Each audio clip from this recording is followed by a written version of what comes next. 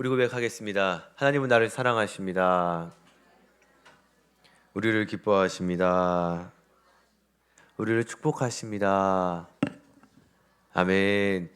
나보다 더 잘 아시는 주님, 나보다 나의 최선의 길을 아시는 우리 주님께서 이 분주하고 바쁜 수요일 저녁 주님을 간절히 사모하며 이곳 가운데 오신 우리 모두를 우리 주님께서 기뻐하시고 축복하실 줄 믿습니다. 오늘은 요한복음 7가지 표적의 총정리 시간입니다. 제가 첫 시간에 7가지 표적, 요한복음의 7가지 표적 사건에 들어가기 없어서 우리가 헷갈릴 수 있는 부분에 대해서 먼저 점검을 하고 들어간 적이 있었습니다. 바로 기적과 표적의 차이점이었죠. 성경에는 수많은 기적들이 등장한다고 말씀드렸습니다. 기적은요, 영어로는 미라클이라고 하죠. 또 이적이라고도 합니다. 예를 들어서 출애굽 당시에 10가지 재앙, 또 이제 홍해를 가르신 사건, 미라클한 놀라운 기적이죠. 그럼요, 표적은 무엇일까요? 표적은 영어로 사인이라고 합니다. 표징이라고도 하죠. 표적은 그것을 행하는 목적이 어떤 것을 증명하기 위해서입니다. 쉽게 말씀드리면 하나님께서 어떤 일을 말씀하시거나 주장하실 때 이 표적을 통해서 이제 그 사건이 하나님께로부터 왔음을, 그리고 단순히 놀라운 사건을 넘어선 어떤 우리에게 의미를 보여주시기 위해 사용한 것이 표적이라고 말씀을 드렸습니다. 기적과 표적의 공통점, 둘 다 인간이 할 수 없는 놀라운 일. 이것은 누가 하시냐면 하나님이 하시는 놀라운 일이 공통점입니다. 차이점은요, 기적은 그 사건의 놀라움을 강조하는 반면에 표적은 그 사건을 통한 의미를 강조한다고 말씀을 드렸습니다. 자, 그래서 오늘은요, 이제 요한복음 7가지의 총정리를 이제 해보도록 하겠습니다. 요한복음에는 7가지의 표적이 등장합니다. 7가지 표적. 왜 사도 요한은 그러면 이것을 기적이라고 말하지 않고 표적이라고 이야기했을까요? 7가지 표적은요, 예수님께서 먼저 이 땅에 인간의 몸을 입고 오신, 이것을 유식한 말로 성육신이라고 하죠. 예수 그리스도께서 성육신 하셔서, 그리고 우리를 위하여 십자가에 못 박혀 돌아가시고 그 이후에 부활하시고, 그리고 이 모든 것들이 우리를 구원하시기 위한 하나님의 계획이었음을, 그리고 예수 그리스도가 하나님의 아들이심을 나타내는 하나님의 사인이 들어있기 때문에 이것을 사도 요한은 7가지 표적이라고 이야기한 것입니다. 그러니까 1부터 7개의 표적을 쫙 처음부터 끝까지 이제 맞춰보면, 예수 그리스도께서 오시고 그리고 부활까지의 모든 그 일들이 예고되어 있음을 나타내고 있죠. 첫 번째 표적 기억나실 거예요. 우리가 항상 7가지 표적 막 네 번째, 다섯 번째 헷갈리시죠? 하지만 우리가 첫 번째는 항상 기억에 잘 남아요. 우리가 공부를 할 때도 우리 수학의 정석 보면은 앞에 집합 부분만 우리가 항상 닳도록 보죠. 항상 첫 번째 부분은 우리가 늘 잘 기억을 해요. 첫 번째 표적은요, 물을 포도주로 바꾸신 사건입니다. 가나의 혼인잔치에서 예수님께서 물을 포도주로 바꾸셨죠. 그 자세한 얘기를 1부터 이제 7개까지 다 하면 너무 시간이 오래 걸리기 때문에 제가 짧게 임팩트만 말씀을 드리겠습니다. 예수님 말씀에 이제 아기까지 물을 채워요. 그리고 그때 순종함의 역사가 일어나죠.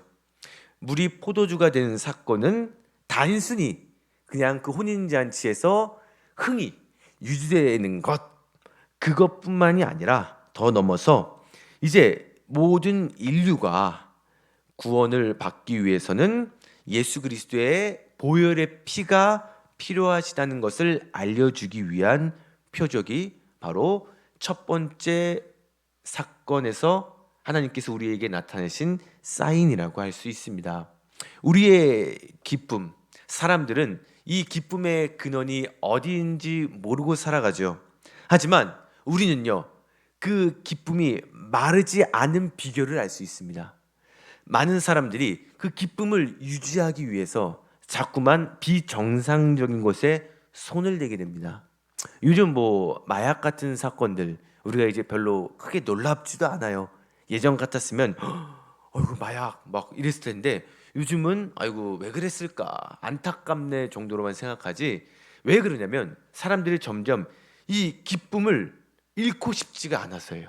내가 지금 이 기쁜 감정을 영원히 간직하고 싶고 더 큰 쾌락을 느끼기 위하여 좀 더 하다 보니까 이제 손을 대면 안 될 것까지 사람들이 손을 대고 모든 인생이 망가지는 것을 볼 수 있습니다. 그런데 우리에게는요, 너무 감사하게도 마르지 않은 기쁨을 허락하신 주님이 함께 계신다는 거예요. 이 얼마나 기쁜 일입니까? 내 몸 안 망가뜨려도 우리는 날마다 이 성령 충만함으로 이 즐거움을 오늘만 누리는 것이 아니라 더 큰 즐거움, 더 큰 기쁨, 날마다 주님과 동행함으로 더 큰 감격이 있는 그러한 삶을 살 수 있는 비결을 우리는 알고 있다는 거예요.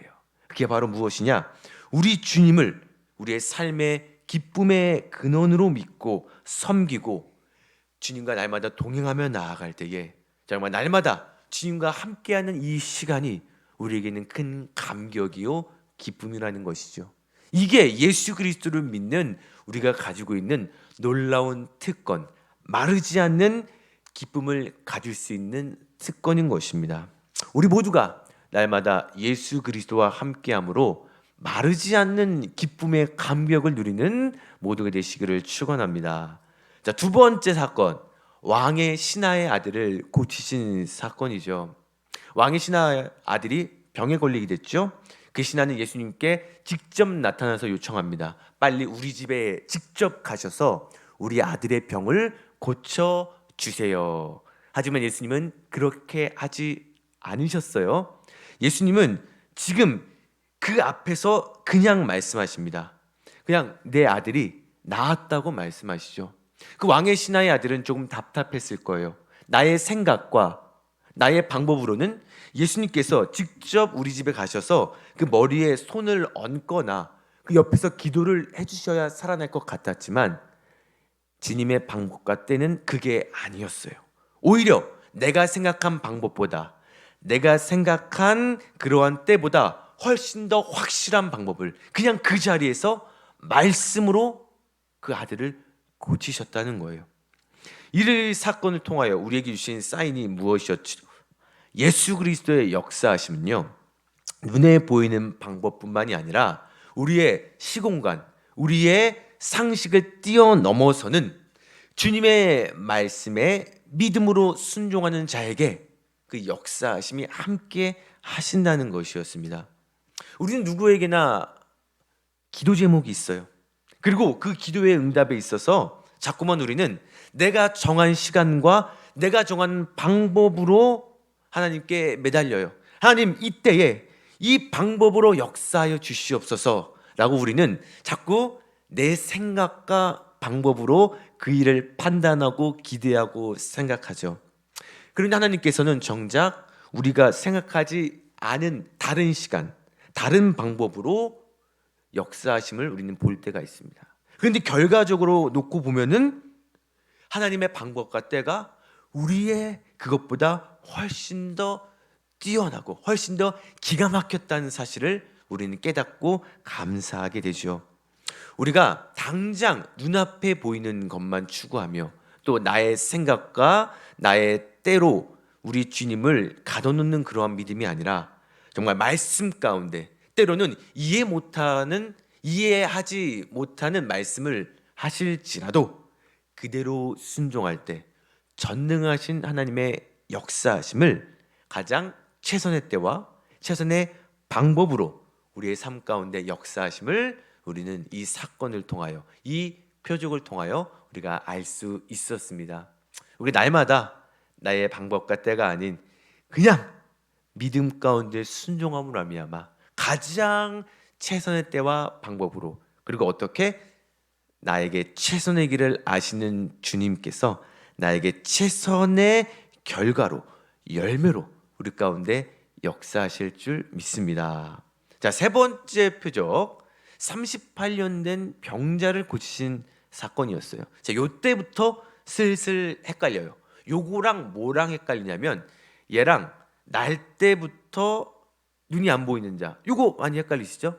자, 확실히 알고 가시면 좋을 것 같아요. 자, 세 번째 표적은요, 어디서 일어났냐? 베데스다 연못에서 일어났죠. 이 사람은요, 눈이 안 보이는 사람이 아니에요.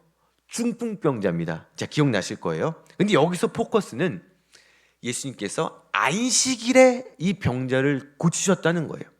안식일이 무엇이죠? 하나님께서 우리 인간을 만드시고 나서 가장 보기 좋았더라. 그리고 정말 우리의 인간을 다시 하나님의 창조의 원래 모습대로 회복시키시기 위하여 우리 가운데 안식일을 허락하셨어요. 그런데 그 당시 보수적인 유대인들은 안식일에 일하는 것을 이제 율법에 어긋난다고 생각해서 예수님께서 중풍병자를 안식일에 고치셨다고 해서 예수님을 이제 막 때려 죽이려고 했던 그러한 사건이죠. 하지만 이 사건을 통하여 안식일의 진정한 주인이 누구다? 예수 그리스도시다 라는 것을 이제 알려주기 위한 그러한 사인이었죠. 예수님은 하나님의 아들이시고 안식일을 회복시키실 분, 그 당시에 율법적인 사고에 얽매여서 참된 안식일의 의미가 자꾸만 퇴색되어 가고 있는 그 시점에서 참된 안식일의 주인이 누구신지 예수님께서 이 사건을 통하여 나타내셨다는 거예요. 그리고 우리도 예수 그리스도를 통하여 정말 죄 가운데 죽어가고 있었지만 우리는 예수 그리스도의 보혈을 통하여 참된 안식을 누리게 되었죠. 그리고 이제는 우리가 안식을 넘어선 부르심에 응답할 때라고 말씀드렸습니다. 정말 진정한 안식을 모르는 그들에게 우리가 먼저 그 안식을 누리며 회복받은 자로서 정말 주님께서 분부하신 그 사명을 기쁨으로 감당하는 하나님의 귀한 동역자 되시기를 간절히 소망합니다. 이게 38년 된 병자를 고치신 사건이에요. 여기서 포커스는 뭐다? 안식일의 주인이 누구였냐? 그리고 날 때부터 맹인인 사건은 그 이후에 나옵니다. 자, 네 번째, 이거는 우리가 너무나도 잘 알고 있는 사건이에요. 오병이어. 오병이어 사건은요, 안 믿는 사람들도 오병이어? 어디서 많이 들어봤는데? 라고 알 수 있는 그러한 놀라운 사건이죠.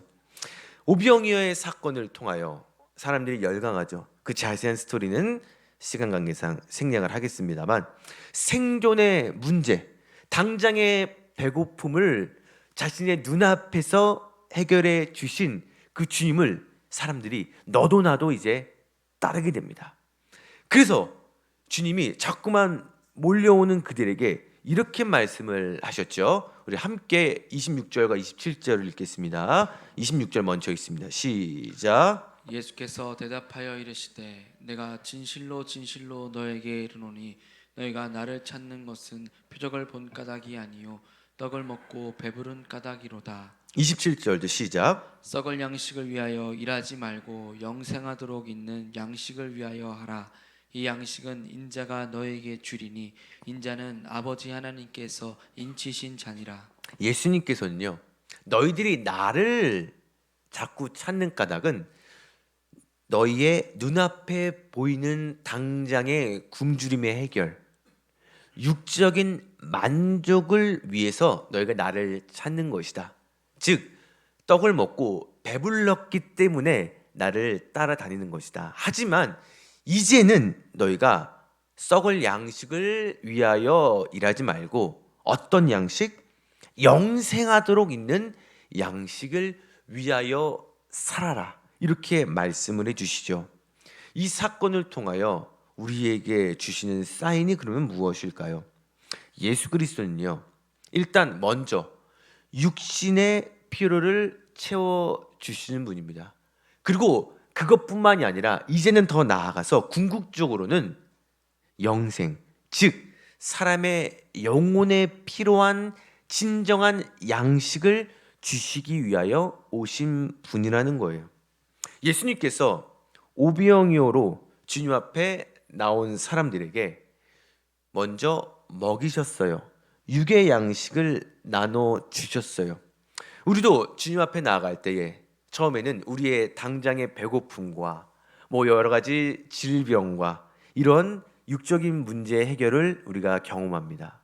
그런데 우리가 그 이후에는 무엇을 추구해야 되냐면, 이제는 더 이상 너희가 구원받은 자로서 너희가 충분히 먹고 살만하지 않느냐, 이제는 더 이상 어떻게 하면 더 많이 벌까, 어떻게 하면 더 큰 집으로 이사 갈까, 어떻게 하면 좋은 차를 탈까, 이런 썩을 양식을 위하여 일하는 그러한 삶이 아니라 이제는 영원한 생명, 그보다 한 차원 넘어선 영생을 누리며 그것을 추구하며 살아가야 할 것이다. 이것을 그 당시 사람들에게, 그리고 오늘날 우리에게 말씀하고 계신 것입니다.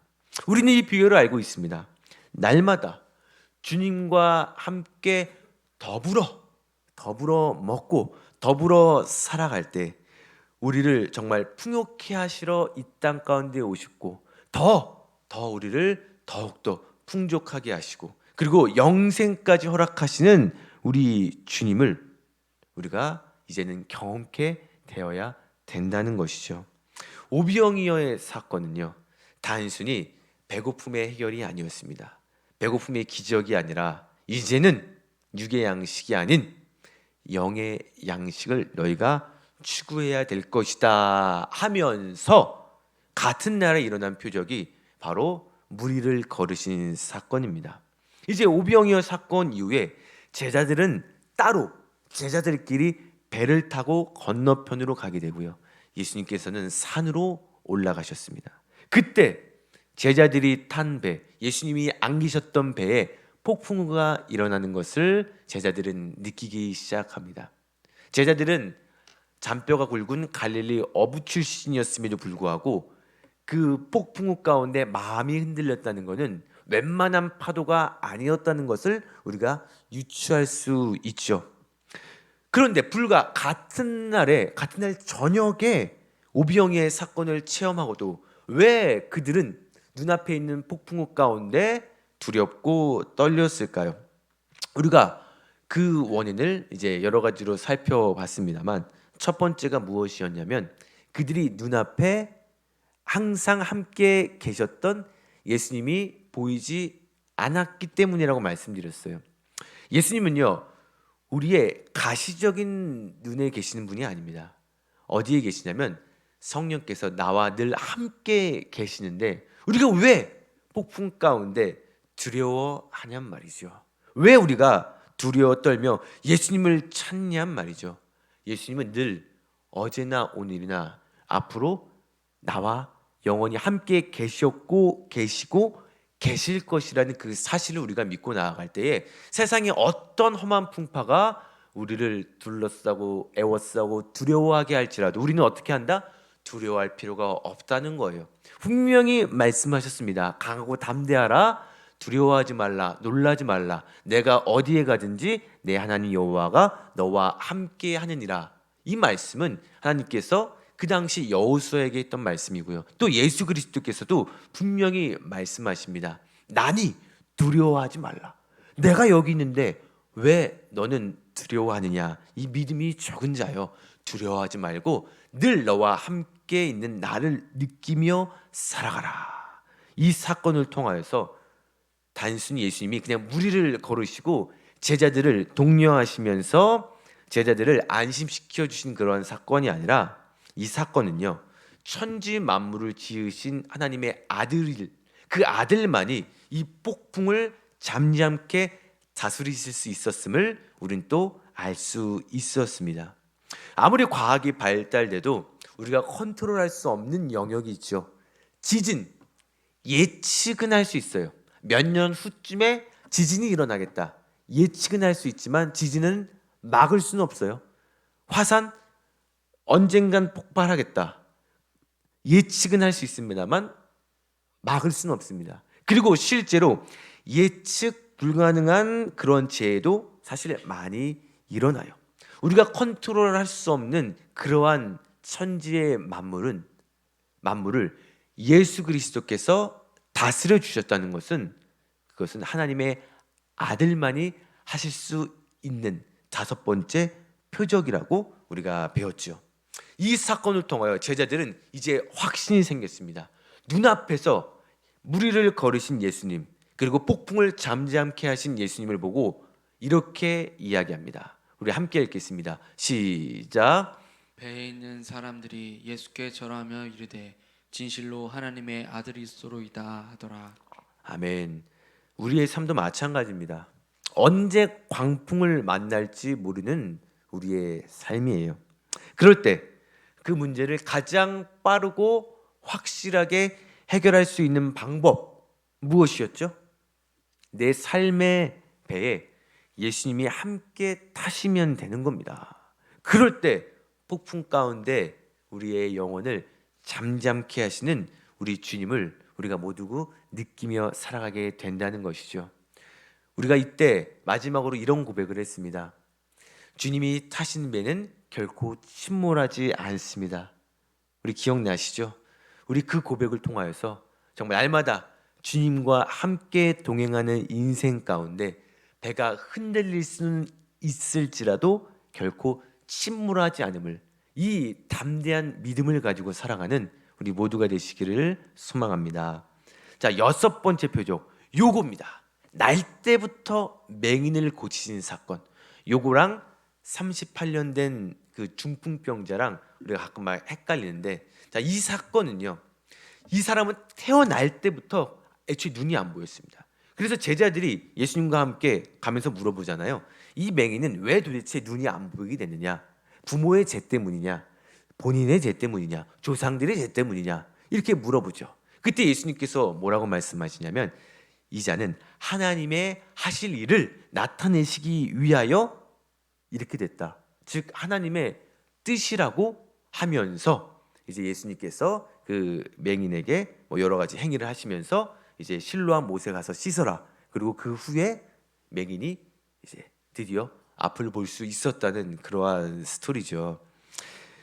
우리도 사실은요, 태어날 때부터 이 날 때부터 맹인처럼 영적인 어두움 가운데 살아갈 수밖에 없었던 존재였습니다. 사람들은 맹인을 가리키면서 뭐 부모의 죄나 뭐 자신의 죄 때문에 이렇게 태어난 것이다, 그렇게 손가락질했지만 사실 우리도 죄 가운데 죽을 수밖에 없었던, 태어났을 때부터 원죄로 인하여 아담과 하와로부터 들어온 그 최초의 범죄로 인하여 우리가 사실은 온전히 하나님 앞에 나아갈 수 없었던, 그리고 하나님을 볼 수 없었던 영적인 맹인이었다는 거예요. 이것은 내가 지은 죄나 부모의 죄 때문이온도 아니었죠. 태어날 때부터 우리가 가지고 있는 그러한 죄였습니다. 그래서 하나님께서는 이러한 죄 가운데 빠져있던 영적인 맹인들에게 복음의 진리를 통하여서 이제는 우리가 예수 그리스도를 만남으로 말미암아, 동공이 어떤 역할을 하죠? 빛이 이 동공으로 들어오죠. 그것이 반사가 되어서 우리가 이제 세상을 볼 수 있는 것처럼 예수 그리스도라는 그 빛을 통하여서 우리가 세상을 온전히, 이제는 영적인 맹인이 아니라 눈을 떠서, 영적인 눈을 떠서 바라볼 수 있는 그러한 길이 열리게 되었음을 우리 가운데 나타내시기 위하여 이 맹인을 사용하셨던 겁니다. 예수님께서는 자신을 세상의 빛이라고 하셨습니다. 가장 어두운 시대에 빛으로 오셨다고 하셨습니다. 그리고 이 빛 때문에 모든 세상에, 즉 원죄에 쌓인 영적인 맹인들이 그 빛을 통하여 눈이 열어지게 되고 하나님 앞으로 나아갈 수 있는 그 길이 열렸다는 것을 우리에게 보여주는 그러한 사인이었죠. 그래서 이 날때부터 맹인은 정말 하나님이 이 맹인을 통하여 우리에게 무엇을 나타내 주셨냐, 그 하나님의 도구로서 또 쓰임을 받았음을 우리는 알 수 있죠. 이제 우리는요, 빛 대신 주님 앞에 자유롭게 나아갈 수 있는 그러한 길이 열리게 된 것이죠. 맹인이 앞을 보았을 때, 처음 보았을 때 얼마나 그 감격이 엄청났겠습니까? 우리도 마찬가지예요. 우리가 처음 예수 그리스도를 이제 믿고 그 죄사함을 받았을 때 그 구원의 감격과 기쁨, 그런데 우리가 지금도 그때 그 감격으로 우리가 살아가고 계십니까? 지금도 그때 그 주님과의 첫사랑이 아직도 따끈따끈 하십니까? 아니면 뭐 감격은, 기억은 나긴 나지만 지금은 그냥 적당히, 그냥 막 뜨겁지도 않고 그렇다고 또 차갑지도 않은 그냥 미지근한 상태에서 그냥 뭐 에휴, 좋은 게 좋은 거지 뭐, 그래 뭐 예배 가운데 아이고 그래 뭐 오늘도 not bad, 나쁘지 않았어, 그래 마음의 안식을 얻고 돌아가자. 우리가 이 정도의 수준으로 우리가 주님께 예배드리며 믿음 생활을 하고 계십니까? 아니면 날마다 첫사랑의 감격으로 성령 충만함으로 와 오늘도 같은 내가 알고 있는 말씀이지만 또 새로운 은혜가 있네, 또 주님의 그 감격이 느껴지네, 이러한 삶을 살아가십니까? 우리가 처음 눈 떴던 그때 우리가 실로암 찬양을 부르면서 주님과 만난 그 첫사랑, 그 감격을 우리가 날마다 오늘도 누리며 나아가야 된다는 것이죠. 이게 영원한 죽음에 대해서 해결받은 자의 합당한 모습인 거예요. 이제는요, 우리가 빛된 주님의 자녀로 살아갈 수 있습니다. 참된 빛은 제가 뭐라 그랬죠? 아무리 어두워도요, 빛은 새어나오게 되어 있습니다. 우리가 날마다 성령 충만함으로 정말 우리 안에 있는 그 찬란한 주님의 빛을 바라고 나아갈 때 아무리 어두운 세상이 우리를 둘러싼다고 할지라도 그 빛은 새어나옵니다. 그리고 우리의 빛 가운데 예수 그리스도의 향기가 뿜어져 나오는 거고요. 그 사람들이 야 쟤는 뭔데 저렇게 화나지? 앵그리가 아니라 눈부시다. 쟤는 뭔데 저렇게 화내? 쟤는 뭔데 이렇게 절망적인 상황 가운데도 노래를 하고 저렇게 기쁨으로 간증을 하지? 사람들이 우리를 볼 때 그런 모습이 되어야 된다는 거예요. 쟤도 똑같아. 뭐 에휴 교회 나간다고 하면서 맨날 뭐 우리랑 똑같이 남욕하고 불평하고 불만하네. 그러면 우리 가운데 예수 그리스도의 영광이 오히려 가려질 수 있다는 겁니다. 우리가 빛된 주님의 자녀로서 이제는 우리가 이 어두운 세상 가운데 어두움을 빛으로 비춰내는 그러한 사명을 온전히 감당하시기를 주님의 이름으로 축원합니다. 자, 마지막, 드디어 마지막입니다, 여러분. 일곱 번째. 죽은 나사로를 살리십니다. 이것도 우리가 확실히 알아요. 원래 처음과 끝은 기억이 나게 마련이죠. 죽은 나사로를 살리신 사건입니다. 정말 이 사건을 통하여서 하나님은요, 예수 그리스도의 그 부활을, 그리고 단순히 주님의 부활뿐만이 아니라 이제 믿는 자들도 예수 그리스도께서 이 땅에 다시 오실 때 나사로처럼 부활의 영광을 누릴 수 있음을 보여주는 그러한 사건이라고 말씀을 드렸습니다. 이 사건, 예수 그리스도의 십자가의 죽음, 그리고 돌 무덤에 갇히셨다가 살아나신 그 기적을 넘어선 우리도 역시 믿음 가운데 살아날 수 있는 그러한 부활의 영광을 우리가 알게 되었죠. 우리 인생도 언젠가는 죽음으로 끝나게 될 것이죠. 육적인 죽음이죠. 하지만 우리는 다시 살아난다는 거예요. 예수 그리스도의 재림의 날에 우리의 각 사람 이름을 한 명씩 부르십니다. 그리고 나사로에게 이렇게 말씀하셨잖아요. 나사로야 나오라. 예수 그리스도의 재림의 때에 우리의 이름을 불러주십니다. 누구야? 나와라. 그럴 때 우리는 정말 부활의 영광을 주님과 함께 누릴 수 있음을, 이 마지막 표적을 통하여 우리 가운데 나타내 주셨습니다. 지금도 영원한 사망을 향하여 달려가는 이 세상 사람들에게 부활이요 생명이신 예수님을 우리가 전해야 되는 거예요. 자, 우리 31절을 우리 읽겠습니다. 31절 시작. 오직 이것을 기록함은 너희로 예수께서 하나님의 아들 그리스도이심을 믿게 하려 함이요 또 너희로 믿고 그 이름을 힘입어 생명을 얻게 하려 함이니라. 예수 그리스도께서 이 표적을 기록한 이유는 하나님의 아들 그리스도이심을 너희가 그리고 사람들이 믿게 하기 위함이라고 말씀하십니다. 또 너희로 믿고 예수 그리스도의 이름을 힘입어서 영원한 생명을 얻게 하려 하십니다. 이렇게 말씀하셨습니다. 이렇게 해서 첫 번째부터 이제 7번째 표적까지 우리가 쭉 정리를 했죠. 우리가 그럼 이제 어떻게 나아가야 될까요? 첫 번째, 그림을 그려야겠죠. 11월 5일입니다. 얼마 남지 않았어요. 그렇다고 포기할 때도 아닙니다. 아직 시간이 남았어요.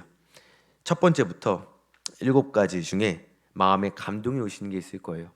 그림 못 그려도 괜찮습니다. 저도 초등학교 2학년 때 그림 수준에 머물러 있어요. 아마 제가 지금 초등학교 애들이랑 이제 그림 대결을 해도 저는 이길 자신이 없습니다. 하지만 여러분, 잘 그리고 못 그리는 게 중요하지 않아요. 자, 하나님 입장에서 봤을 때는요, 우리 다 똑같습니다. 잘 그리나 못 그리나 우리가 우리의 이제 자녀가, 우리의 손자가, 우리의 손녀가 막 춤을 춰요, 재롱을 떨어요. 그런데 막 어설퍼요. 박자도 안 맞아요. 박수를 쳐도 막 애들은 잘 박수도 못 쳐요. 막 이렇게 치잖아요. 근데 그거 보고 저 박치야 뭐야? 왜 음이 왜 저래? 우리가 그렇게 바라봅니까? 아니죠. 어이구 그래. 어이구 그래 내가 네 할미다. 아이고 누굴 닮아서 이렇게 귀여워. 그렇지 않습니까? 우리의 그림 실력이 뭐 우리 손이 뭐 세모처럼 생기든 뭐 별 모양처럼 생기든 하나님 보실 때는 다 귀여운 자녀들이에요. 우리가 그 그림 가운데 그 그리는 모습 가운데 하나님이 그래 야 저 실력에도 용기를 내서 그림을 그리는구나. 그 우리의 마음의 중심을 보시고 기뻐하시는 거지. 내가 진짜 막 나는 못 그리니까 아예 참여도 안 할래. 그게 아니죠. 우리가 하나님 앞에 재롱 부리는 거예요. 하나님 저 한번 그려보겠습니다. 하나님 잘 좀 봐주세요. 뭐 인간의 눈에는 어떨지 모르겠습니다만 저의 최선을 한번 다해보겠습니다. 이런 모습 가운데 하나님께서 역사하여 주십니다. 망설이지 마시고 한번 집에 가서 그려보세요. 그리고 정 안 될 것 같으면 그냥 저한테만 슬쩍 보여주시면 제가 이제 참고를 하도록 하겠습니다. 자, 이게 우리가 할 일 첫 번째예요. 두 번째, 우리는요 요한복음을 읽으면서 예수님께서 하나님의 아들이심을 믿고 우리는 영생을 얻게 되었죠. 요한복음 안에 있는 7가지 표적은요, 하나님께서 하나님의 아들 예수님을 그리스도, 즉 우리의 구원자임을 믿게 하시기 위하여, 그리고 이젠 더 나아가서 우리가 오늘 마지막 찬양에도 불렀듯이 이제는 우리가 어떻게 해야 되냐면 예수 그리스도의 생명을 전하는 사명을 감당해야 되는 거예요. 예수님께서 오신 이유는요, 먼저 예수님께서 그 본을 보여주신 거예요. 그리고 이제는 우리가 뭘 해야 되느냐, 그 예수님의 이름을 전해야 되는 그러한 사명을 감당해야 된다는 것이죠. 예수님의 복음은 간단합니다. 핵심은요, 누구든지 그를 믿는 자는 멸망하지 않고 영생을 얻게 되고요, 믿지 아니하는 자는 멸망을 얻게 된다는 거예요.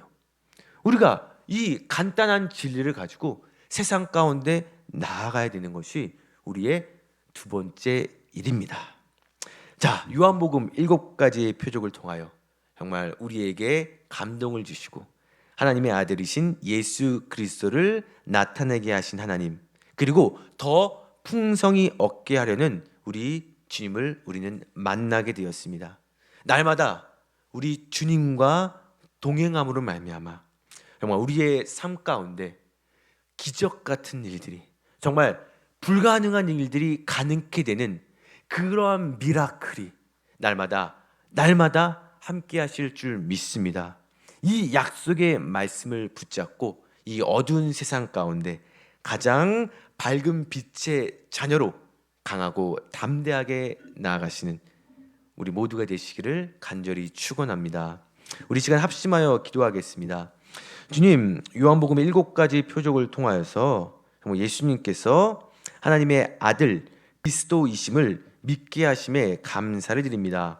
예수 그리스도로 말미암아 죽을 수밖에 없었던 우리가 영생을 얻게 되었고 더욱더 풍성한 삶을 살게 하심에 감사를 드립니다. 이제도 우리가 이 감격 가운데 살아가면서 아직 예수님을 모르는 그들에게 나아가서 생명을 전하는 사명을 감당케 하여 주시옵소서. 또한 그림을 그리면서 또 다른 은혜와 감동이 있게 하시옵고 우리의 그 부족한 몸짓 가운데 우리를 기뻐하시는 주님을 만나게 하여 주시옵소서. 또 풍성한 열매를 맺는 그림 그리기 대회 행사 허락하여 주시옵소서. 우리 시간 다 같이 합심하여 기도하시겠습니다.